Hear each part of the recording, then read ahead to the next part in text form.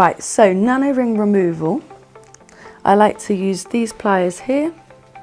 I call them platypus pliers. They're just a lot flatter and a lot larger on the top than normal hair extension installation pliers. I find that they just crack the beads a lot less, so that there's less damage to the client's hair. So the way that I remove them, I like to put my finger behind to make sure that I have control of the hair extension. I then clamp the ring, try and make it back into a circle. I then hold on to the ring and I pull on the hair extension. I then slide the ring down the hair, and that is how you remove a nano ring. So we'll do that again.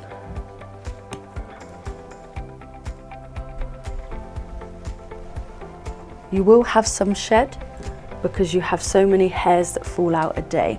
So those hairs are trapped in the rings, and there's no way of getting them out until you remove the nano tip hair extension.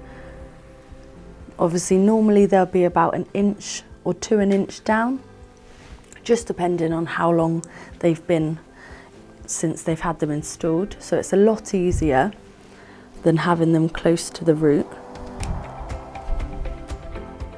You just have to make sure that once you've taken them out, that you thoroughly brush it, just to double check that there is no rings left, no hair extensions left in there, and that there's no matting at all.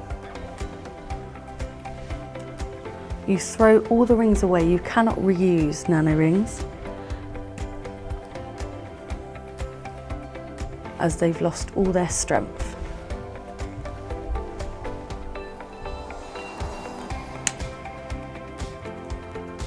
So you pull on the hair extension, then you just slide down the nano ring.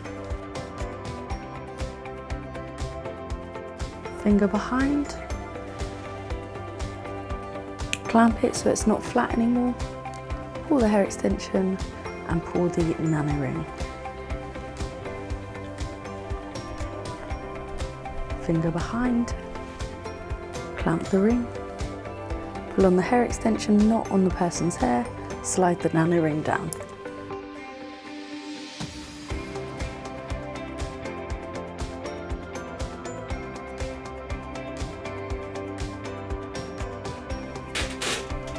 So like I said before, you need to brush it thoroughly just to make sure that there is no knots, there's no rings left in there, because it happens to the best of us.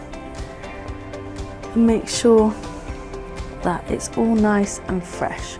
Also, when you do a removal, you need to double check that there's no damage to the client's hair. Now, this wouldn't have necessarily meant that it was your installation that caused the damage. It could have been when they went home and they could have had tension on a specific nano ring that kept pulling. So you need to keep an eye out, make sure that there's no balding and no damage. And if you do find damage, you need to ask the client where it came from and how we can try and prevent it.